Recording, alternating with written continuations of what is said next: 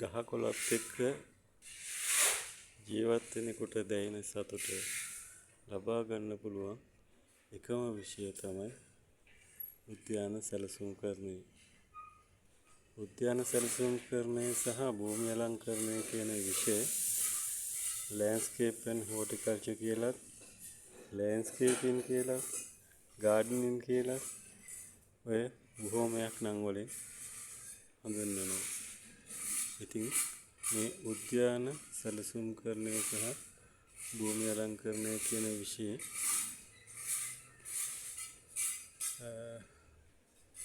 මූලික අංගයක් තමයි උද්‍යානයක් අලංකාර කරනකොට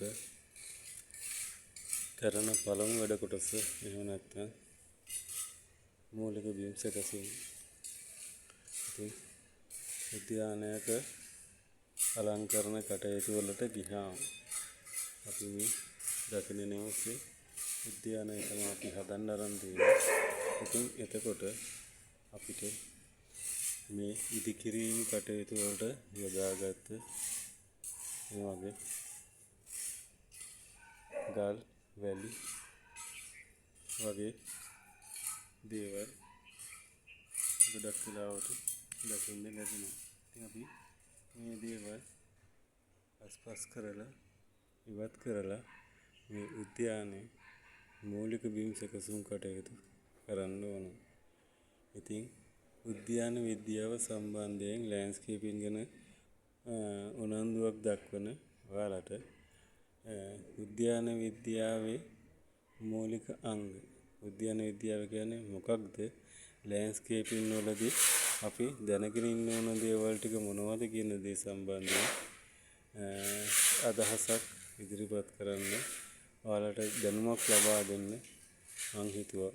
මොකද ගොඩක් වෙලාවට අපි ගාවට ලෑන්ඩ්ස්කේපින් තියරි ඉගෙනගෙන ප්‍රැක්ටිකල් ඉගෙන ගන්න එන අය ඉන්නවා. ඔය වෘත්තීය පුහුණු මධ්‍යස්ථාන වලින් කට්ටිය වෙනවා.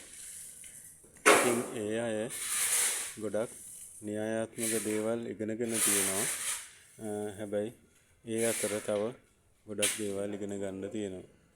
ලෑන්ඩ්ස්කේපින් කියන්නේ තියරි වලට විතරක් සීමා වෙච්ච විෂයක් නෙවෙයි. ඒකේ ප්‍රායෝගික දේවල් බොහෝමයක්ම තියෙනවා දැන කියා ගන්න. ඒ නිසා මම හිතුවා අපිත් එක්ක එකතු වෙලා ප්‍රායෝගික දැනුම ලබා ගන්න බැරි වෙච්ච න්‍යායාත්මක දැනුමක් තියෙන උද්‍යාන විද්‍යාව සම්බන්ධයෙන් හදාරා ඇති සහ ඒ සම්බන්ධයෙන් උනන්දු වන හැමෝටම ප්‍රයෝජනවත් වෙන ආකාරයට මේ විෂයේ තියෙන ප්‍රායෝගික ක්‍රියාකාරකම් ටික ඉදිරිපත් කරන්න. ඉතින් අපි මේ දකින්නේ උද්‍යාන විද්‍යාවේ මූලිකම වැඩ කොටස තමයි මූලික බිම් සැකසීම. අපි මේක හඳුන්වනවා හાર્ඩ් ලෑන්ඩ්ස්කේපින් කියලා. එහෙම නැත්නම් දෘಢ උද්‍යාන සැලසුම්කරණය.